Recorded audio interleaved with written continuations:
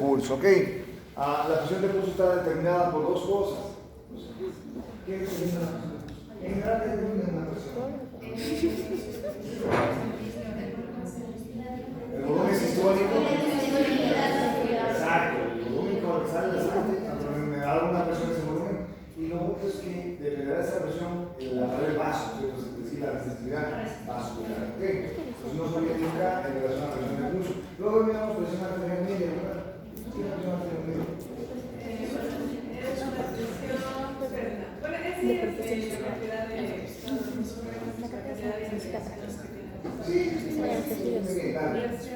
¿Cuál es la presión arterial media? ¿Cómo la podemos catalogar? O sea, Juan efectivo es el riesgo sanguíneo hacia nuestro tejido. Esa es la presión arterial media. ¿Cómo se la bien, Dani?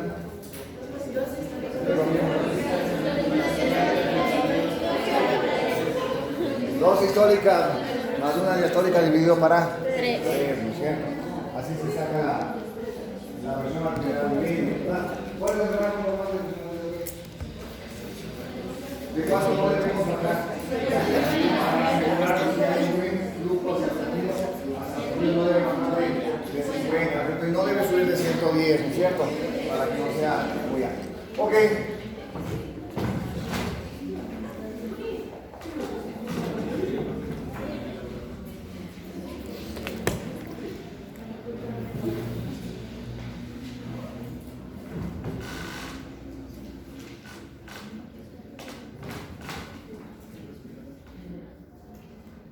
Muy bien.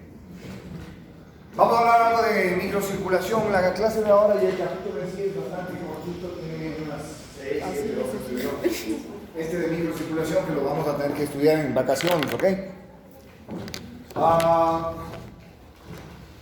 Cuando hablamos de microcirculación, la microcirculación es realmente en donde se encuentra el intercambio que van a realizar nuestros tejidos con el sistema circulatorio, ¿ok? La microcirculación nace en las arteriolas terminales. Las arteriolas terminales, para llegar a serlo, una arteria que ingresa a un órgano, se divide alrededor de 7 u 8 veces para dividirse recién en lo que constituye una arteriola terminal.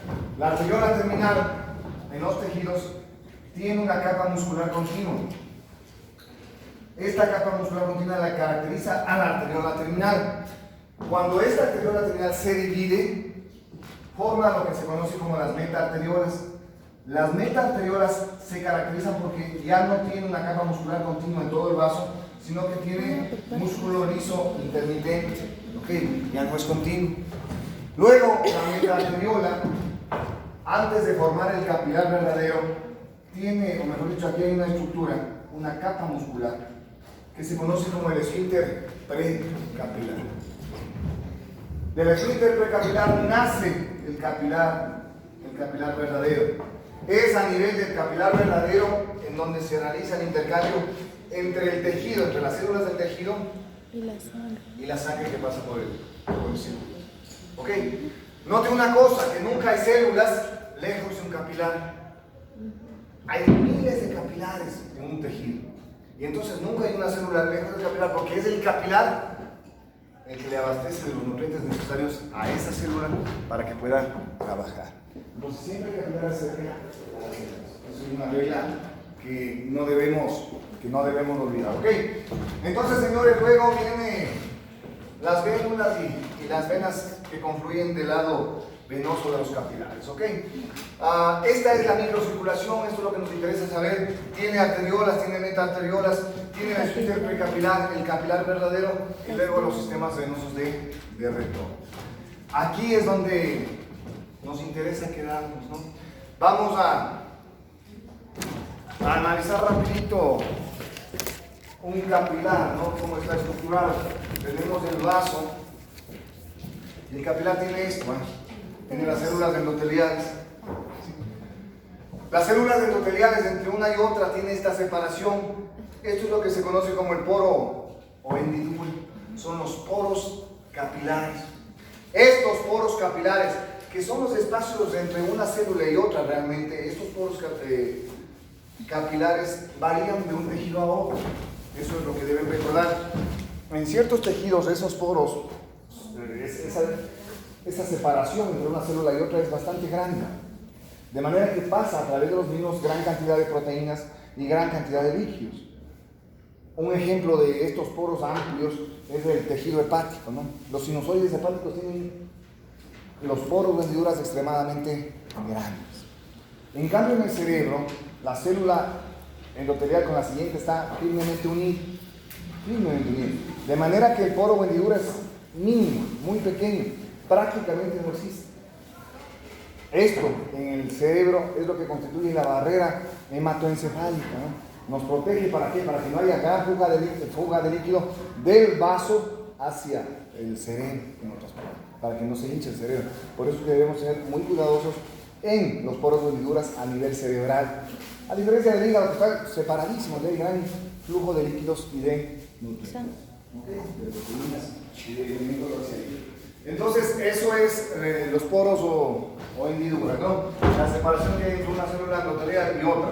Los elementos, ahora bien, los elementos que pasan por la sangre pueden, bien sea, salir al intersticio a través de los poros o hendiduras, los que son hidrosolubles, y salen utilizando la célula endotelial los que son liposolubles. Hidrosolubles, usted ya sabe, ¿no? Todos los elementos relacionados a la misma agua y adicionalmente iones y ciertas moléculas, ¿no es cierto? Esos son hidrosolubles.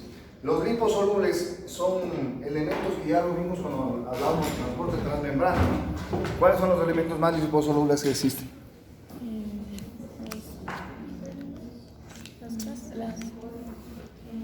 ¿Quiénes son liposolubles por excelencia y tienen una gran difusión?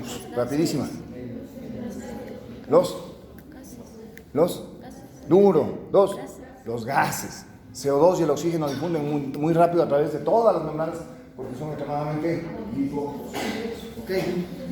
Entonces los elementos a través de estos capilares pueden difundir a través de los poros o hendiduras o pueden difundir a través de la célula endotelial, los que son liposolubles. ¿Ok?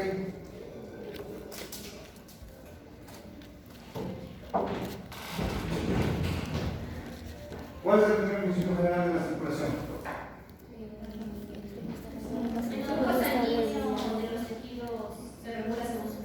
Exactamente. El primer principio de la circulación dice que el tejido regula el flujo que lo va a llegar en base a su necesidad. Ese es el primer principio general de la circulación. Cuando asumamos que estas células son células musculares, todo este es tejido muscular. Si yo mido el tejido muscular en estos momentos de ustedes y sacamos tejido muscular y medimos por ecografía, ¿no? Y decimos, a ver, en estos 100 gramos de tejido muscular hay 4 ml por minuto de flujo. 4 ml pasa por 100 gramos de tejido muscular. Pero nos vamos a dar una carrerita, ¿no? Nos vamos por Eugenio Espejo, maternidad, Eugenio Espejo, 3 vueltas, solo 3 vueltas, ¿no? Eugenio Espejo, maternidad, 3 de esas, ¿no? Y volvemos a medir el flujo con el eco, veremos que el flujo aumentó. Ya no estará en 3 o en 4 ml por 100 gramos de tejido muscular, sino estará en 100, en 200 en personas que son mucho más entrenadas. Es decir, que el flujo prácticamente aumenta muchísimo en comparación al flujo basal, a eso hoy. Ok, esta modificación del flujo tiene que ver con esto, ¿no? Con el primer principio general. El primer principio general dice que el flujo hacia un tejido se regula en base a lo que necesita. Cada tejido regula la cantidad de sangre que le va a llegar en base a lo que necesita. Ahora bien, esto que les estoy mencionando se conoce como el fenómeno de ¿qué? El fenómeno de vasomotilidad. El fenómeno de vasomotilidad indica que el flujo a nivel de microcirculación, sobre todo de capilares, es un flujo intermitente. Quiere decir que hay flujo o puede haber una disminución de flujo. Es una intermitencia entre flujo y disminución de flujo. ¿Ok? Esta vasomotilidad tiene que ver especialmente con la necesidad del tejido. Si un tejido trabaja más, el oxígeno que tenemos en el espacio tisular comienza a disminuir. El momento en que disminuye el oxígeno tisular debido al trabajo en el tejido, las células musculares de las arteriolas, las células musculares de las metaarteriolas y de la esfínter precapilar no puede contraerse bien. el momento en que no puede contraerse bien, pues produce sobre el vaso una gran ¿qué? Exactamente, una gran vasodilatación. Y volvemos a la ley de Ohm, ¿no? Si hay gran vasodilatación, ¿qué va a pasar con el flujo?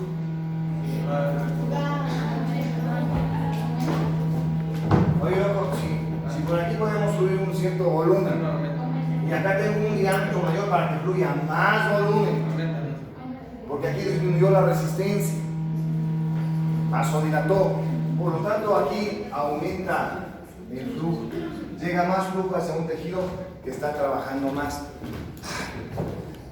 Miren que la fisiología realmente, y eso está bueno, la fisiología funciona tan bonito incluso acá en los tejidos. La fisiología explica aquí el flujo sanguíneo hacia un tejido. ¿En qué sentido? En que este tejido trabaja más, consume más oxígeno. El momento en que trabaja más, consume más oxígeno, y como consume más oxígeno, los vasos sanguíneos que están cerca a este tejido no se pueden contraer adecuadamente. Y como no se contraen adecuadamente, simplemente se dilatan, disminuyen su resistencia y se dilatan. En el momento en que se dilatan, llega mayor cantidad de ¿qué? De flujo. De sangre hacia acá. ¿Para qué llega más sangre? ¿Para qué llega más sangre? ¿Para qué llega más sangre? ¿Para qué llega más sangre? ¿El tejido trabaja más? Para abastecer la necesidad, por lo cierto.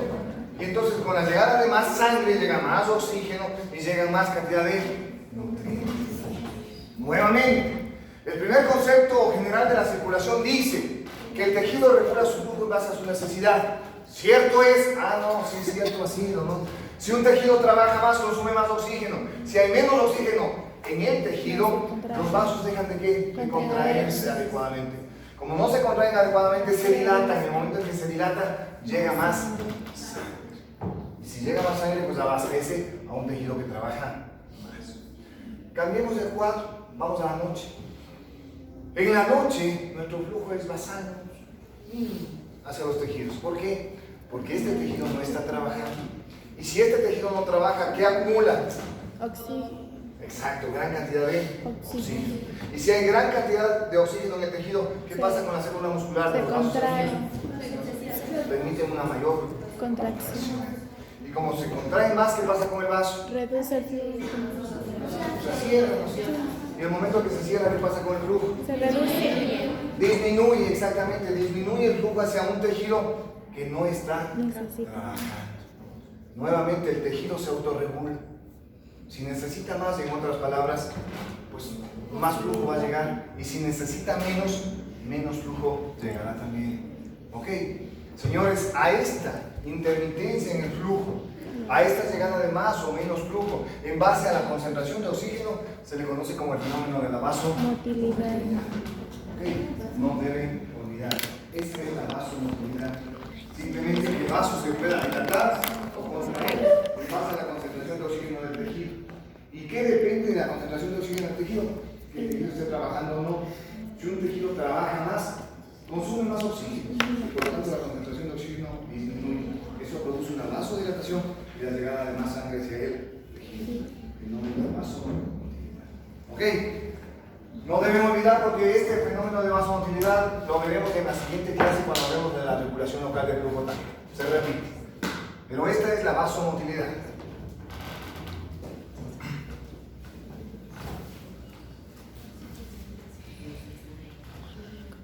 Ay, qué rico. ¿Por qué no sé? Es tan rico cuando se hace. No sé.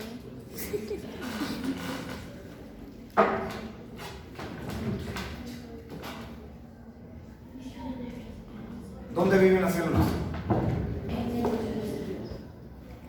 En el medio interno. O sea, ¿qué es el medio interno? El líquido extracelular. El líquido El que extracelular. nutre.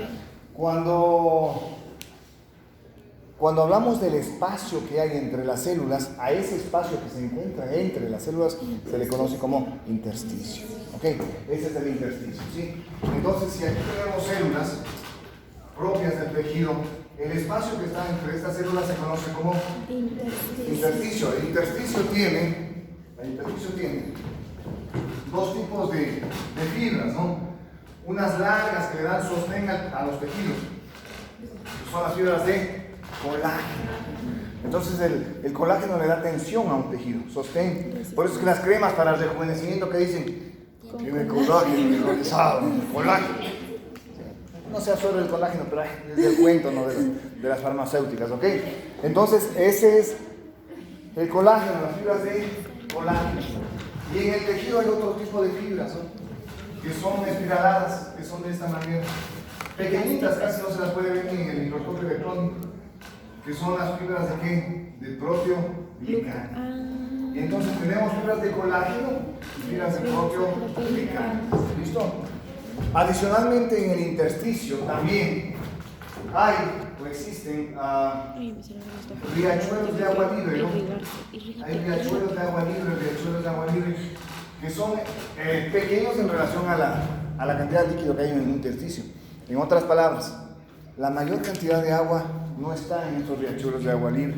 La mayor cantidad de agua se mezcla con los proteoglicanos y forma lo que se conoce como el gel intersticial. El gel intersticial, por lo tanto, no es más que una mezcla de ¿qué? De agua con proteoglicanos. Así es como se mueve el agua en el intersticio, a través de un gel. Y así es como lo va a captar la célula que va a necesitar líquido. ¿Ok? Señores, este es, por lo tanto, el intersticio. Tiene naturalmente las células en su estructura y tiene los filamentos de proteoglicano, tiene los filamentos de colágeno, tiene lo que es el gel intersticial y tiene los riachuelos de agua libre. ¿Ok? Estos riachuelos de agua libre son los que pueden agrandarse, son los que se agrandan realmente cuando nosotros tenemos edema, ¿no? Cuando aumenta la cantidad de líquido en el intersticio se conoce como edema. Y simplemente es la acumulación de estos riachuelos de agua libre que hacen que el tejido se hinche, ¿no? Se edematice, en otras palabras. ¿Ok? No debemos olvidar. Señores, este es el intersticio.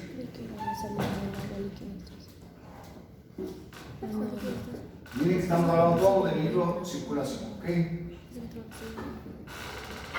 Y al hablar de microcirculación, cada capítulo de Guyton tiene un foco central, ¿no?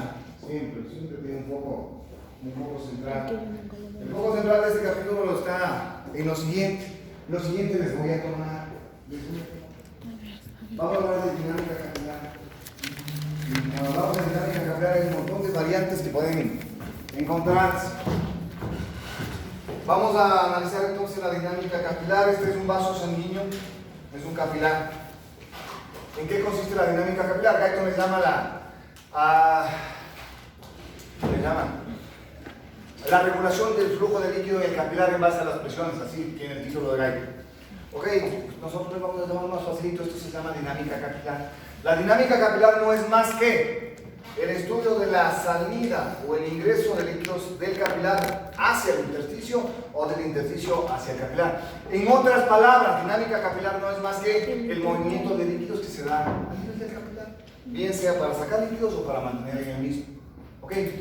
La dinámica capilar se basa en 4 fuerzas, en honor a quien las estudió. Esas fuerzas se conocen como las fuerzas de Starling. Esas son las fuerzas de Starling. 4 fuerzas de Starling. La presión hidrostática del capilar, la presión coroidiosmótica del plasma, la presión coroidiosmótica del intersticio y la presión intersticial. Esas son las 4 fuerzas de Starling que determinan dinámica capilar. ¿Ok? Hasta ahí, ¿tienen dudas? Ok, ¿cuál es la presión coroidiosmótica del plasma? Esa misma. ¿Cuál es? ¿A qué se refiere? Sí, son las proteínas. Las proteínas sobre la pared del capilar. Y si no saben, ¿por qué no preguntan? ¿Todo claro? ¿Cuál es la presión coroidiosmótica? ¿Cuál es la presión hidrostática del capilar? ¿A qué se refiere? La del agua que está aquí.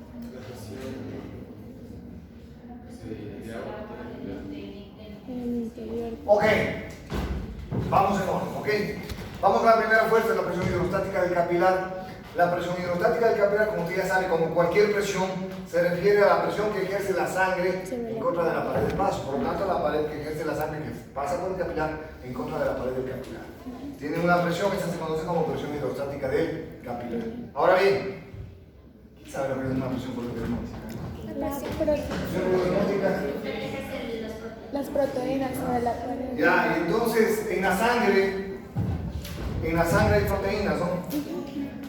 Hay solutos en general. Los más grandes solutos en la sangre son las proteínas, por eso son las que principalmente determinan una presión coroidosmótica. Los iones también nos ejercen una presión coroidosmótica, pero de menor manera. Ese se llama el efecto Donan, el efecto que adhiere los iones a la presión coroidosmótica. Es mínimo, por eso casi no tiene importancia el efecto Donan. Pero sí la presión coroidosmótica deben reconocer que está dada esencialmente por las proteínas. Por lo tanto, las proteínas nos dan una presión que es la presión coroidosmótica del plasma. Estas proteínas, algunas de ellas, pueden fugar al intersticio. Y cuando fugan a los intersticios me dan la presión coroidosmótica del intersticio. ¿Ok? Me dan la presión coroidosmótica del intersticio. Y finalmente tenemos la última presión de las fuerzas de esta línea, la presión intersticial.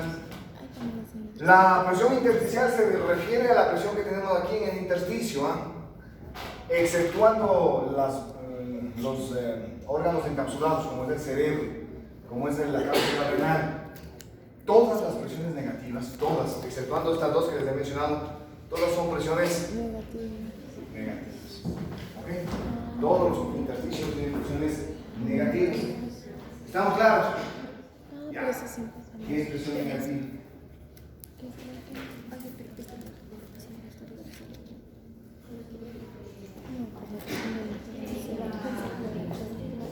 ¿Qué es presión negativa? Entonces, ¿cómo vamos a entender lo que es una presión intersticial? Que es negativa.